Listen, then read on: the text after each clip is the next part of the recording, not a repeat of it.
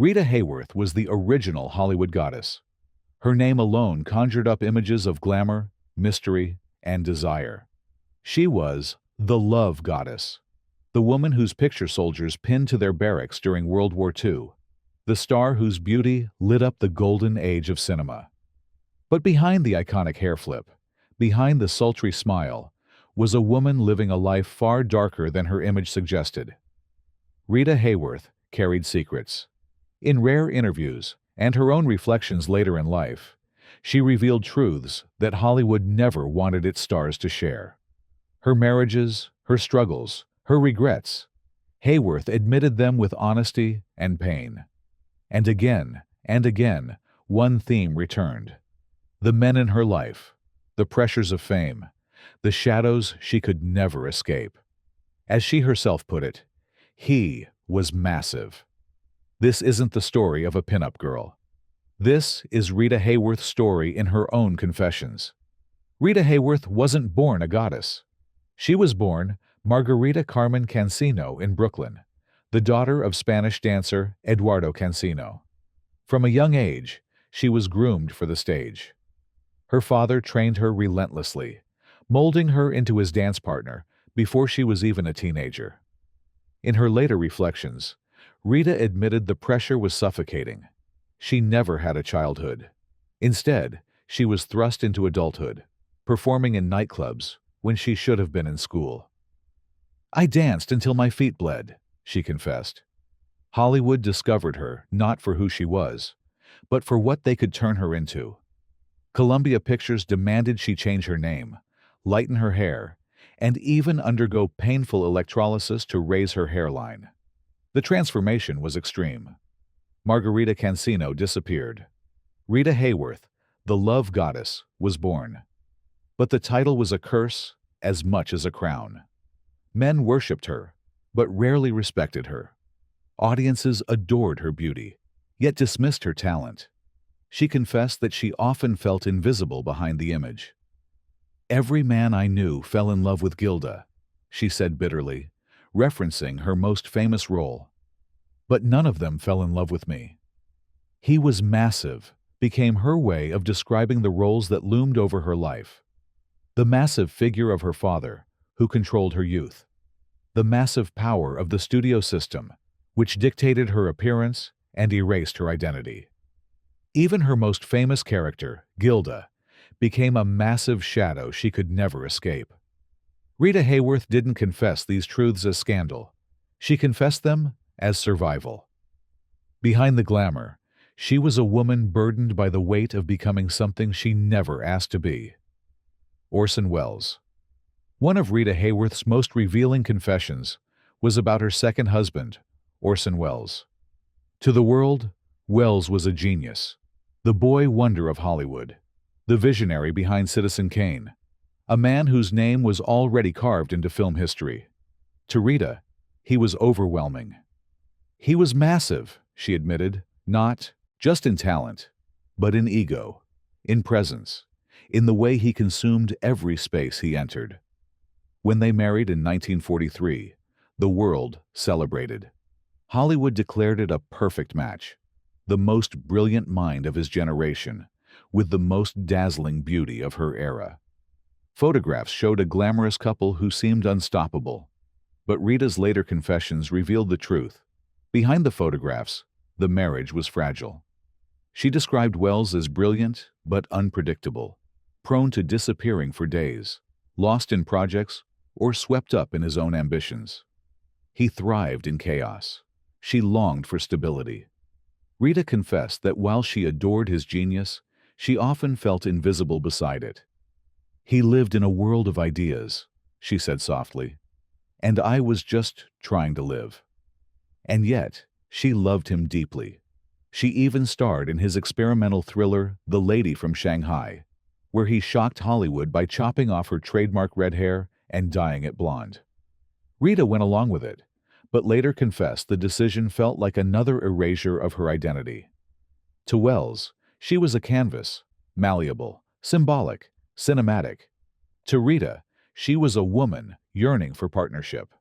Their marriage unraveled quickly, under the weight of his brilliance and her loneliness.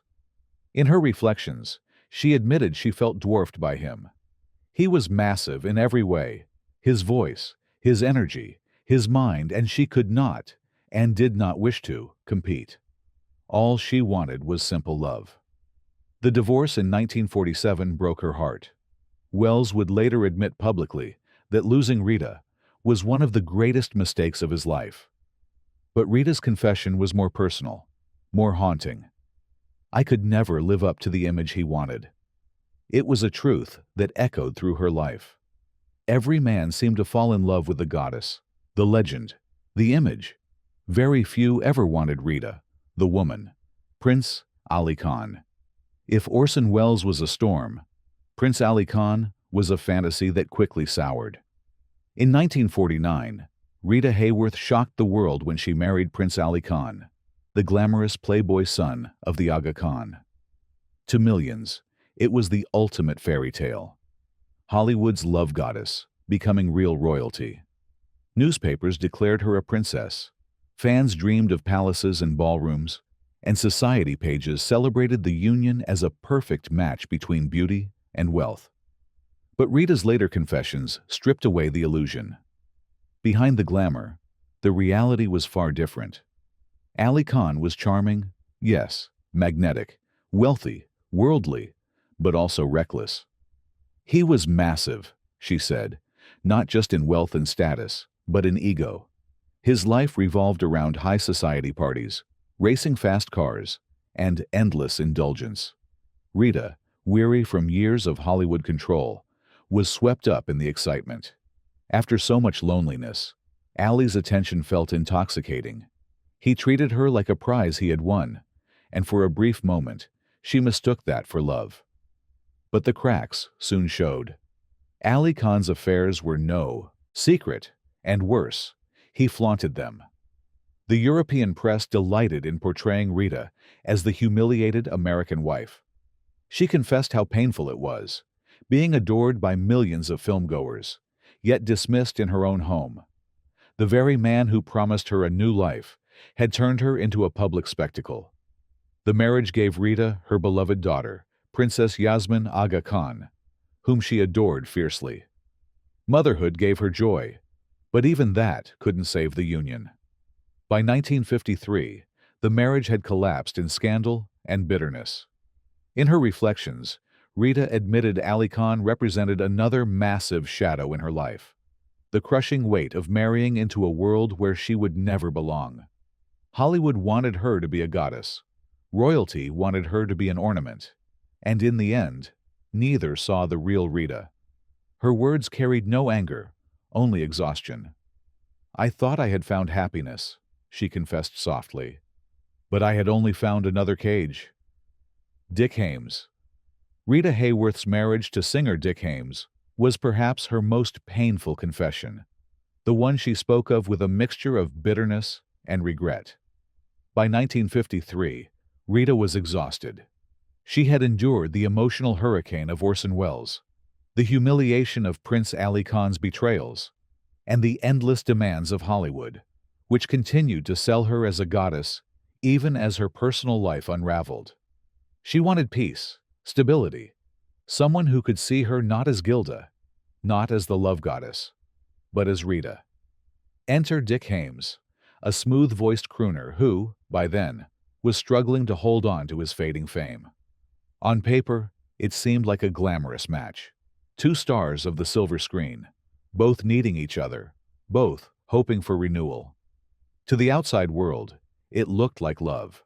But to Rita, it soon became a nightmare. In her later reflections, she described Haymes as needy, controlling, and financially reckless. "He was massive," she admitted, but this time, the word carried a bitter weight. His problems overshadowed everything: his debts, his temper, his inability to cope with her success. Rita confessed that Haymes resented her stardom. While she was still a box office draw, appearing in films that kept her name alive, Haymes was fighting lawsuits, creditors, and declining opportunities. Instead of supporting her, he leaned on her. For money, for status, for validation. And when that wasn't enough, he tried to control her personally. The glamorous photographs from the period, smiling at premieres, waving to adoring fans, hid the reality. Behind closed doors, arguments escalated quickly. Rita admitted that his bitterness often turned cruel, leaving her isolated, ashamed, and exhausted. For a woman adored by millions, her private world felt like a series of betrayals. What hurt her most was how the public saw it. To fans and critics, she was the glamorous star who kept choosing poorly, the actress who couldn't keep a husband. They mocked her string of marriages, painting her as reckless and unlucky in love. But in her own voice, Rita confessed the truth. She wasn't chasing glamour. She was desperate for connection. She wanted safety, tenderness, a partner who loved her for herself. Instead, every man became another massive shadow, blocking out her light. By the late 1950s, she ended the marriage, calling it one of her greatest mistakes. And she didn't disguise her pain.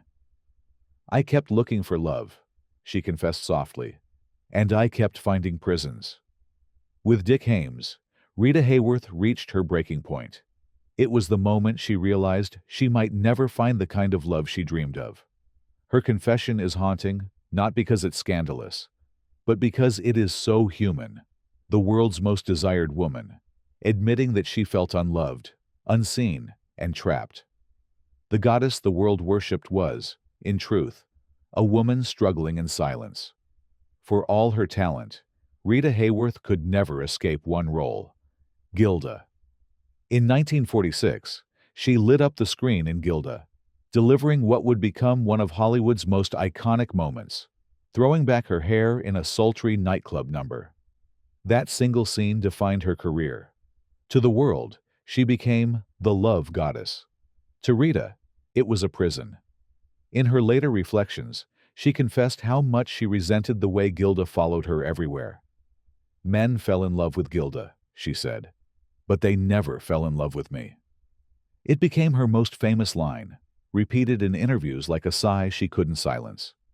She admitted that the role was massive in every sense. Gilda was larger than her career, larger than her personal life, larger than Rita herself.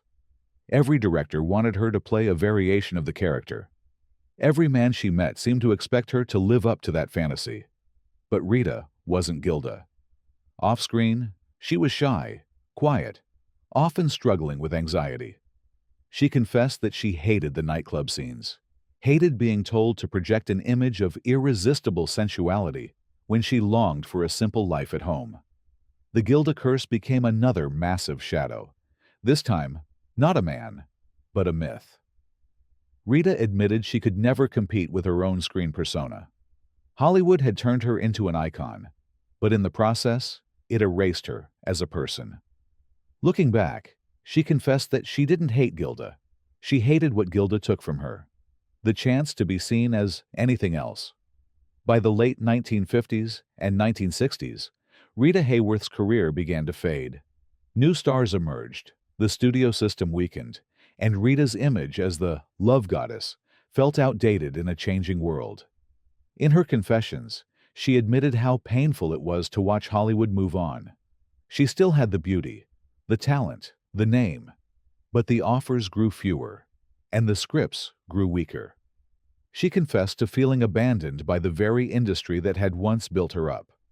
Part of it was ageism. By her 40s, Rita was deemed too old to play the roles that had made her famous. Part of it was her reputation. Too many marriages, too many headlines. And part of it was simply exhaustion. Years of being used as a symbol had drained her passion. Still, she tried. Films like Pal Joey and Separate Tables proved she could still captivate audiences. But she confessed that each time she looked in the mirror on set, she wondered if the crew saw Rita the actress, or just the faded shadow of Gilda. "He was massive," she once said of Richard Wells. But now she used the phrase to describe the industry itself. Hollywood was the massive force in her life, unrelenting, unforgiving, shaping her destiny without mercy. And then came the cruelest twist. the first signs of an illness no one understood. Rita confessed she felt foggy at times, forgetting lines, forgetting appointments. The tabloids called it drinking or carelessness. But she knew something deeper was wrong. She couldn't name it then, but history would. Alzheimer's disease. For a woman whose image had been controlled, shaped, and worshipped, this was the final theft. Her memory, her identity, her sense of self, all slipping away. In her reflections, she confessed that the fading spotlight was painful, but the fading of her mind was terrifying. It was the one massive shadow she couldn't outdance, outact, or outshine. For most of her life, Rita Hayworth was defined by her beauty. But in her later years, she was defined by something far more tragic: the loss of her memory. In the 1960s and 70s, people noticed something was wrong. She began missing cues on set, forgetting lines, arriving late. Gossip magazines labeled her unreliable, even difficult. But in her confessions, she admitted she was just as baffled as anyone. "I felt myself slipping," she said. At first, she thought it was exhaustion. Then the whispers began. Was she drinking? Was she reckless? The public judged, but Rita knew she was losing something more precious than her reputation: her mind. It wasn't until the 1980s that doctors finally diagnosed her with Alzheimer's disease. She was one of the first celebrities to go public with the condition, and the world was shocked. This wasn't scandal. This was tragedy. In her reflections, she confessed how terrifying it was to watch herself vanish. Names, faces, places all blurred. She admitted she often looked at her own children and struggled to recall their childhoods. For a woman who had been a goddess on screen, worshipped by millions, the loss of memory was the cruelest irony. He was massive, no longer referred to men or roles. Now, it was the disease itself.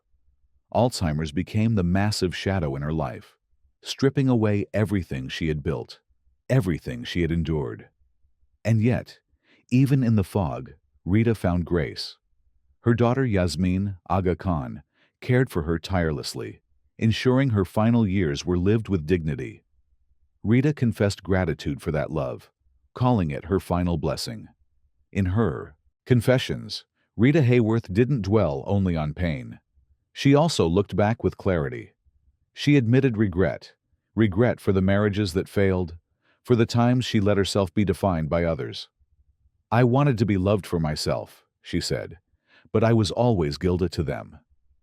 She admitted exhaustion, living under the shadow of men, of roles, of the industry that demanded her life and gave her little peace in return. But she also admitted pride. She was proud of her resilience, proud of her children, proud that even when the world reduced her to an image, she still fought to be seen. Rita confessed that she never felt like she had control. Her father controlled her youth. The studios controlled her image. The men she married controlled her heart. And Alzheimer's controlled her final years. Each one was massive, each one overshadowing her. And yet, her voice in the tapes is not broken. It is calm, reflective, almost forgiving. She understood her life was extraordinary and brutal at once. When Rita Hayworth passed away in 1987 at the age of 68, the headlines once again focused on her beauty, her marriages, her illness. But her confessions tell a different story. Not the goddess, not the icon, but the woman behind the myth. And perhaps her most haunting admission of all: "I lived my life as a shadow of myself." Rita Hayworth's confessions paint a very different portrait from the one Hollywood sold. The world knew her as the love goddess, the glamorous star draped in satin gowns, her image on the walls of soldiers' barracks during World War II. But Rita herself confessed she was far from that fantasy. "Men fell in love with Gilda, not with me," she repeated in interviews and private reflections. Her legacy is not only her films, Gilda, Covergirl, The Lady from Shanghai, but her honesty. She admitted to insecurity, to loneliness, to feeling invisible in the very industry that built her. She admitted that every man in her life, every studio executive, every role, was massive, overshadowing her, shaping her, defining her. And yet, Rita Hayworth endured. She gave the world beauty in its most iconic form, even as she longed for simplicity. She gave Hollywood unforgettable performances, even as it typecast her into a single role. She gave her daughter strength, even as Alzheimer's took her memories away. Today, Rita Hayworth is remembered not only as a star, but as a symbol of resilience. Her daughter Yasmin went on to become a tireless advocate for Alzheimer's research, ensuring that her mother's suffering led to greater awareness and change. That, too, is part of Rita's legacy, turning tragedy into purpose. Her confessions prove she wasn't just a goddess on screen. She was a woman of contradictions, courage, and vulnerability. Rita Hayworth's story is a reminder that even the brightest stars live in shadows. Her life was defined by forces beyond her control: her father, the studios, her husbands, the roles that caged her, and finally, the disease that stole her memory. Each one, as she confessed, was massive. But so was she. Rita Hayworth was massive in her impact, massive in her beauty, massive in the way she captured the imagination of a generation. She was massive in her struggles too, showing the world that behind every perfect smile is a human story of pain, endurance, and truth. And maybe that's the point of her confessions. She wasn't asking for pity. She wasn't trying to shock. She was simply telling the truth, that Rita, the woman, was far more complicated than the goddess on screen. So when we remember Rita Hayworth, we shouldn't just remember the hair flip in Gilda or the headlines about her marriages. We should remember the voice of a woman who dared to confess her deepest fears, her regrets, and her hopes. Because in the end, Rita Hayworth's greatest role wasn't Gilda. It was herself. And in her own words, whispered through time, "He was massive."